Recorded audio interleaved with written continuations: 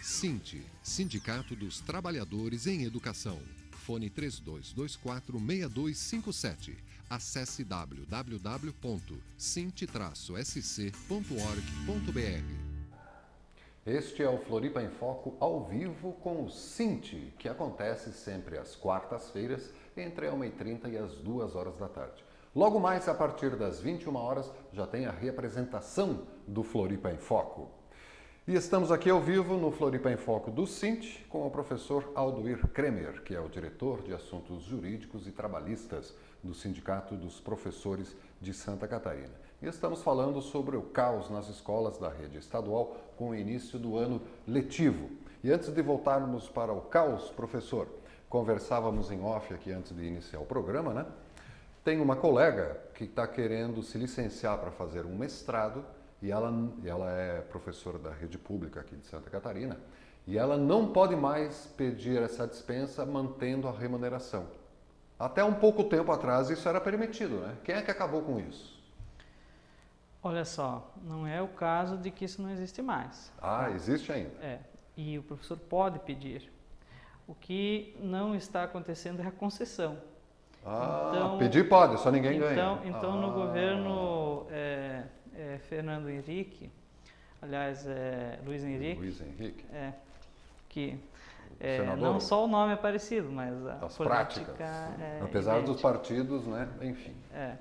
Então, no ano passado, durante todo o ano, nós tivemos esse problema, né, da não concessão e pretendemos alterar essa questão agora com o novo governo.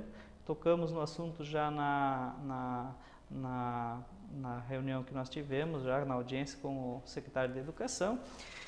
E pretendemos, então, de fato, alterar essa questão, porque não adianta você falar em qualidade, em melhorar a qualidade, em avançar, né, na educação, se você não permite a qualificação. Não permite ao trabalhador qualificar-se, né?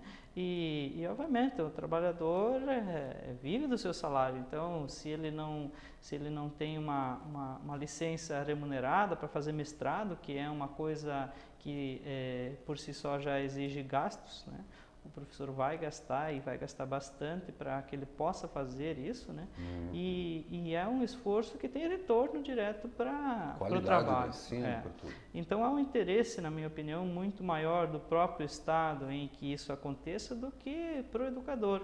Tanto é que na nossa tabela salarial isso não significa um avanço salarial tão importante. A diferença é pequena entre pós-graduação e mestrado, né? Mas mesmo assim nós não estamos tendo essa condição, né? E veja que o professor, quando ele sai para fazer o mestrado, ele tem um período que ele precisa contratualmente ficar no Estado, né? Não é assim, ele vai fazer o mestrado, depois ele vai trabalhar num outro setor e vai abandonar o Estado. Vai levar embora o conhecimento. Não é assim, né? Ele tem compromisso de permanecer por um período independente, né, da vontade de sair ou não. Então, vale a pena para o governo fazer esse investimento, vale a pena para a qualidade da educação e a gente pretende, então, avançar no sentido de que se restitua, né, esse direito dos trabalhadores para que a gente possa, né, ter essa condição de estudar. E por que ele teria sido tirado esse direito? O argumento... Questões econômicas? Exatamente. Sempre. Só tem dinheiro para Pinheirinho, para ponte, para professor não tem. Olha, nesse sentido da questão econômica, é uma situação falácia difícil da gente aceitar, porque, olha só, no ano passado, por exemplo, nós tivemos o fim da DRU, né, da desvinculação dos recursos da União, ou seja,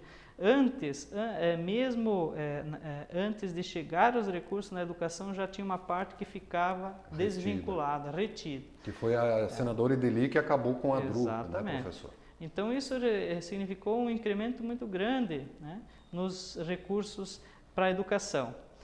Só que aqui em Santa Catarina nós não tivemos notícia desse aporte de recursos. Nós, em Santa Catarina, nós não tivemos também nomeado o representante do sindicato no conselho, né, do Fundeb, né, que é o conselho onde a gente poderia obter informações sobre a aplicação dos recursos. Então, hoje o sindicato tem, inclusive, dificuldade, né, de obter as informações com relação à aplicação dos recursos que são destinados à educação do Estado de Santa Catarina, né, recursos federais, inclusive, que entram no Caixa e que são aplicados. Uma outra coisa que a gente sabe que vem sendo aplicado é que o Estado contabiliza, né, o pagamento dos professores aposentados, né, com esses recursos do Fundeb. E há um questionamento sério da nossa parte é ali que tem que botar da essa legalidade, rubrica. porque é o seguinte, esse é um ônus das contas do Estado, né? E como é que você utiliza os recursos da valorização do magistério, né, que estão previstos no Fundeb para pagamento dos aposentados? Então, a justificativa da aplicação dos recursos para o governo federal, ela sempre é feita a partir da folha de pagamento, incluindo, né, os professores aposentados, e nós temos discordância disso.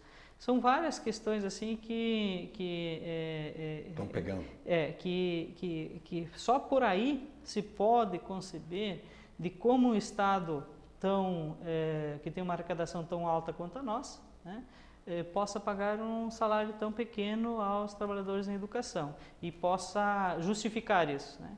Então, são mecanismos, muitos dos quais nós não conhecemos, mas um é conhecido, que é esse mecanismo aí, né, do pagamento dos aposentados com os recursos do Fundeb, né, né? E ainda mais Santa Catarina, né, professor, que tem no país, assim, uma imagem de gente escolarizada, desenvolvida, europeus, né? Mas quem é que está dificultando? Mas veja que isso também é demonstrado quando você pega os dados, né, das provas do Enem e assim por diante. A qualidade da educação de Santa Catarina, ela é bem cotada a nível nacional. Ela é bem cotada. Poderia ser melhor ainda, então, professor? É inverso, né, do que se tem no investimento. Mas vale lembrar que os resultados na educação, eles não são de curto prazo. Então, possivelmente, boa parte desses resultados, eles ainda são... daqui 5, 6 anos vão aparecer. Exatamente. Então, é importante se ter isso em mente. Por isso que eu mencionava o futuro, né? É preciso que o governo tenha responsabilidade, né, para que a gente não pague no futuro, né, os erros cometidos hoje. E isso é uma questão muito séria, porque eu já vi vários especialistas falando sobre o assunto, eu vi pelo menos 13 entrevistas já, e que vão mais ou menos no mesmo sentido, da seguinte forma. Em primeiro lugar, o país vive um momento de desenvolvimento importante. Se fala em apagão de mão de obra, né? Isso também pela seguinte questão: a população está reduzindo. Antes você tinha um quadro de reserva de mão de obra grande, porque a população era maior, né? As famílias tinham vários filhos e assim por diante. Então, não tinha problema se alguns não estavam qualificados para o trabalho, porque tinha uma reserva de contingência. No quadro que nós vivemos hoje, é preciso que praticamente 100% da população esteja na ativa para que preencha as vagas. Portanto, né, a qualidade na educação, ela precisa avançar e precisa avançar muito, porque nós precisamos preparar praticamente 100%, né, da população que serão os trabalhadores do futuro, né, para que eles possam dar conta dos desafios que a própria sociedade tem.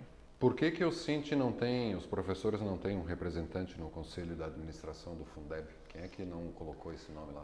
Olha, é o governo do Estado, quer dizer? O que aconteceu? O governo do Estado, rapidamente, o governo do Estado pediu para o sindicato indicar uma lista quíntupla, para que ele indicasse quem seria. E nós não concordamos com isso, indicamos o nosso nome, né, tanto para o Conselho Estadual de Educação, no qual nós não temos ainda a cadeira, né?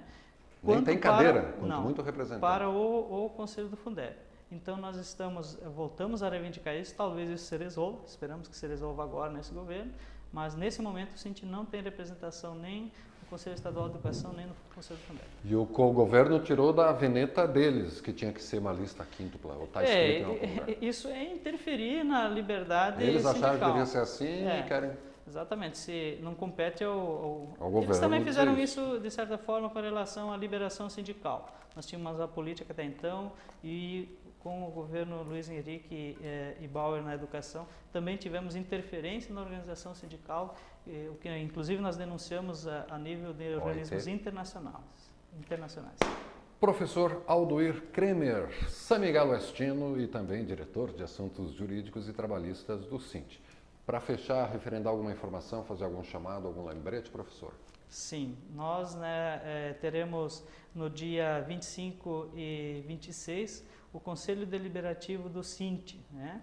Então nós estamos organizando esse conselho, conclamamos a todos os conselheiros que se façam presentes e com certeza vai ser um momento importante de encaminhamentos da luta desse ano. Onde é que acontece o conselho? Então, acontece aqui em Florianópolis, acontece na Escola Sul da CUT. Né? Lá vão ficar internados, incubados lá 2 dias. Ficaremos Legal. 2 dias lá, de formação e o meio-dia teremos de formação e os outros períodos, então, do Conselho Deliberativo. Não vão aproveitar a praia de Canasvieiras.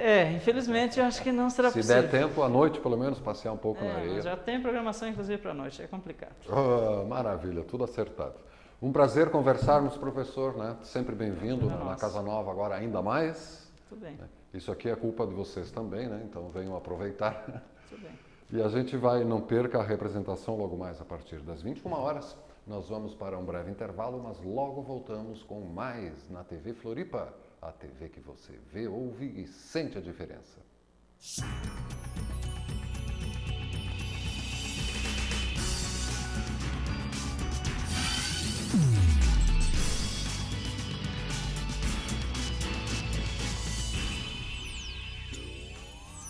Cinti, Sindicato dos Trabalhadores em Educação. Fone 3224-6257. Acesse www.cinti-sc.org.br.